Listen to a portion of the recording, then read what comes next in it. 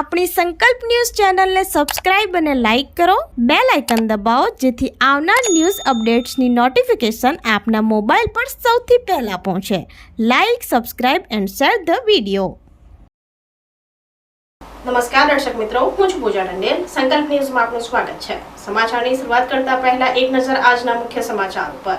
કપરાડાના બાબર ખડકમાં વીજ ટ્રાન્સફોર્મરમાં આગ લાગતા દોડધામ. ધડાકા સાથે જ્વાળા ઉઠતા ડીજીવીસીએલની બેદરકારી સામે લોકોમાં આક્રોશ. કપરાડાના બાબર ખડકમાં વીજ ટ્રાન્સફોર્મરમાં આગ લાગતા દોડધામ મચી જવા પામી હતી. કપરાડા તાલુકાના બાબર ખડક ડુંગરી ફળિયામાં મધરાત્રે ડીજીવીસીએલના ટ્રાન્સફોર્મરમાં આગ લાગી હતી. આગ એટલી વિકરાળ હતી કે ધડાકા સાથે જ્વાળાઓ ઉઠતા સ્થાનિકોમાં હડકંપ મચી ગયો હતો. ઘટના અંગે તાત્કાલિક જાણ કરતા ડીજીવીસીએલના કર્મચારીઓ કલાકો સુધી ઘટના સ્થળે ન પહોંચતા લોકોએ ભારે નારાજગી વ્યક્ત કરી હતી. હાલ લોકોએ માંગ કરી છે કે ડીજીવીસીએલ તાત્કાલિક સમારકામ કરી વીજ પુરવઠો પુનઃસ્થાપિત કરવામાં આવે.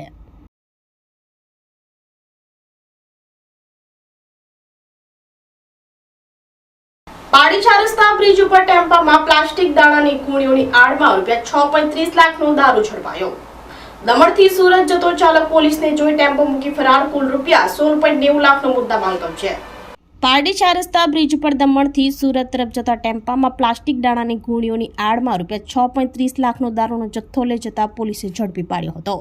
પારડી પોલીસ મથકના પીઆઈ ગઢવીની ટીમ પેટ્રોલિંગમાં હતી. તે દરમિયાન મળેલ બાતમીના આધારે પારડી નેશનલ હાઈવે નંબર 48 4 રસ્તા બ્રિજ પાસે વોચ ગોઠવી હતી. તે દરમિયાન ટેમ્પો નંબર GJ03BW 6599 આવતા પોલીસે રોકવાનો પ્રયાસ કર્યો હતો. ત્યારે ચાલક પોલીસને જોઈ ટેમ્પો સ્થળ પર મૂકી ફરાર થઈ ગયો હતો. ટેમ્પોમાં તપાસ કરતા પ્લાસ્ટિક દાણા ભરેલ ગુણીઓની આડમાં દારૂનો જથ્થો મળી આવ્યો હતો. પોલીસે દારૂના બોક્સ નંગ 105 જેમાં 5040 નંગ બોટલ જેની કિંમત ₹6.30 લાખનો જથ્થો મળી આવ્યો હતો.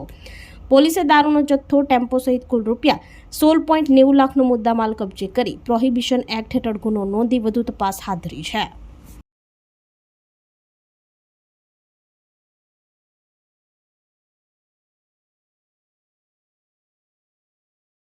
વલસાડ જિલ્લામાં અનિયમિત વરસાદથી આંબાવાડીઓમાં કુદરતી સંકટ. ભેજયુક્ત વાતાવરણ, દવા તથા ખેડાણના અભાવને લઈ વિવિધ પ્રકારના જીવાતોની નવી પાલવણી પર હુમલો. આવનારા દિવસોમાં ખેડૂતોને કેરીના પાકમાં પણ વ્યાપક નુકસાનીનો ભય. ફળફળાદીના ઉત્પાદન માટે સમગ્ર રાજ્યમાં જાણીતા એવા દક્ષિણ ગુજરાતના વલસાડ જિલ્લાની આંબાવાડીઓમાં હાલમાં ચિંતાનું મોજું ફરી વળ્યું છે.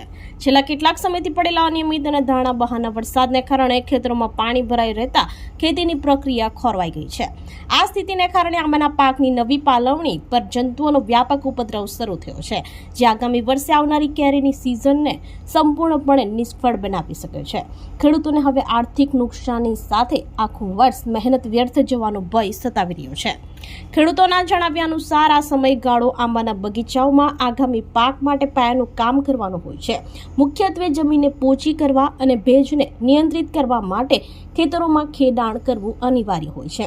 પરંતુ વર્તમાન પરિસ્થિતિમાં ખેડૂતો બેવડા પડકારનો સામનો કરી રહ્યા છે. ખેતરોમાં સતત પાણી ભરાઈ રહેવાથી અને કાદવ કીચડનું પ્રમાણ વધવાથી ટ્રેક્ટર કે અન્ય સાધનો વડે ખેડાણ કરી શકાય તેમ નથી.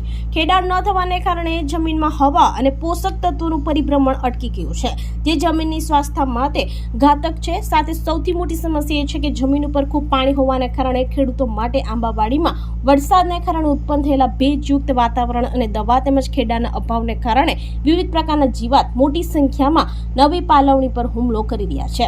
આ જંતુઓ પાલવણીના કોમળ પાંદડાઓને ખાઈ જઈને અથવા તેને બગાડી નાખીને નષ્ટ કરી રહ્યા છે, તો આગામી સિઝનને પાક નિષ્ફળ જશે.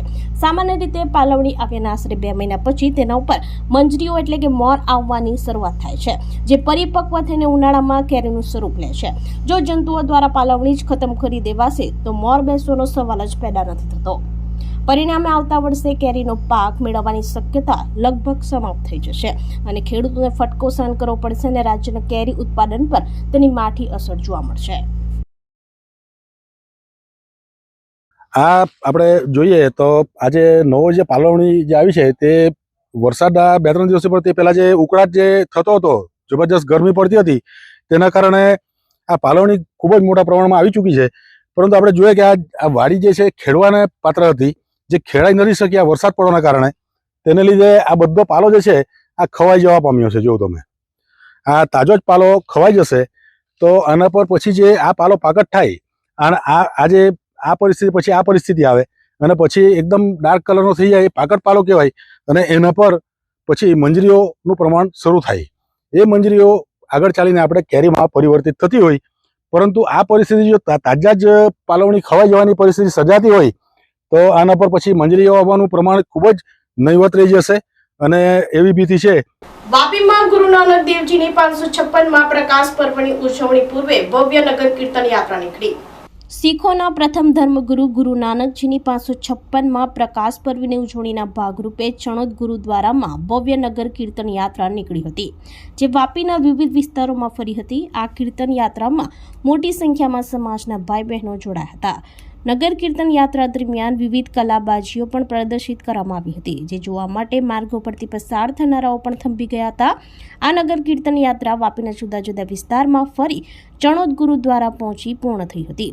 આગામી તારીખ 5 નવેમ્બરના રોજ ગુરુ નાનકજીની 556માં પ્રકાશ પર્વની ધામધૂમથી અને શ્રદ્ધાપૂર્વક ઉજવણી કરવામાં આવશે.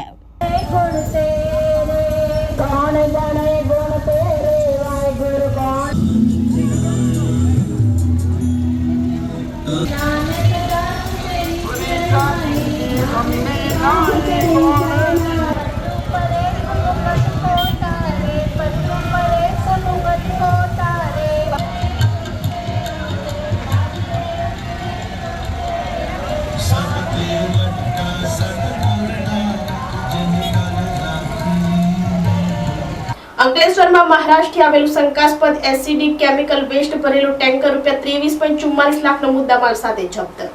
Bharuch LCB local crime branch પોલીસને ચોક્કસ બાતમી મળી હતી કે એલસીબીની ટીમ પીએસઆઈ આર.કે. ટોલાની સાથે પેટ્રોલિંગમાં હતા. તે દરમિયાન અંકલેશ્વર હાઈવે પર આવેલ સિલ્વર 7 હોટલ પાસે એક શંકાસ્પદ ટેન્કર ઊભું હોવાની અને તેમાંથી સેમ્પલ લઈને વેચાણ કરવાની કવાયત ચાલી રહી હોવાની માહિતી મળી હતી. આ માહિતીના આધારે પોલીસે તાત્કાલિક દરોડો પાડી શંકાસ્પદ કેમિકલ વેસ્ટ ભરેલા ટેન્કરને ઝડપી પાડ્યો હતો. પોલીસે પકડેલું આ ટેન્કર મહારાષ્ટ્રથી નીકળીને સુરત પાંડેસરા જીઆઈડીસી સિવાન્સ કંપનીના કેમિકલ ઇન્વોઇસના નામે હતો. પ્રાથમિક તપાસમાં કેમિકલ વેસ્ટ એસિડિક એસિડ હોવાનું સામે આવ્યું છે. જો કે આ કેમિકલ વેસ્ટ ખરેખર શું છે તે જાણવા માટે એલસીબી પોલીસે ગુજરાત પ્રદૂષણ નિયંત્રણ બોર્ડ જીપીસીબી અને એફએસએલની ટીમને જાણ કરી હતી.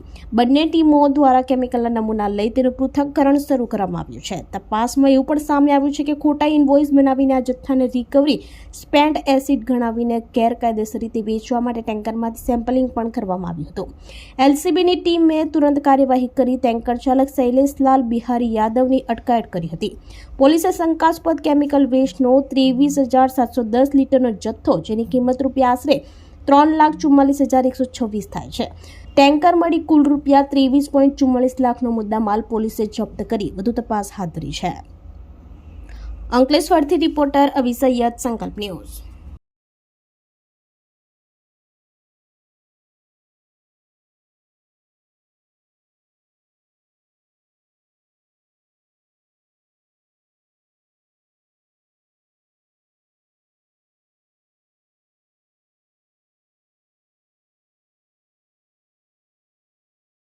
તો આ તાજા સમાચારો, નવા સમાચારો સાથે કાલે ફરી મળીશું. નમસ્કાર. આપણી સંકલ્પ ન્યૂઝ ચેનલને સબસ્ક્રાઇબ અને લાઇક કરો, બેલ આઇકન દબાવો, જેથી આવનાર ન્યૂઝ અપડેટ્સની નોટિફિકેશન આપના મોબાઈલ પર સૌથી પહેલા પહોંચે. Like, subscribe and share the video.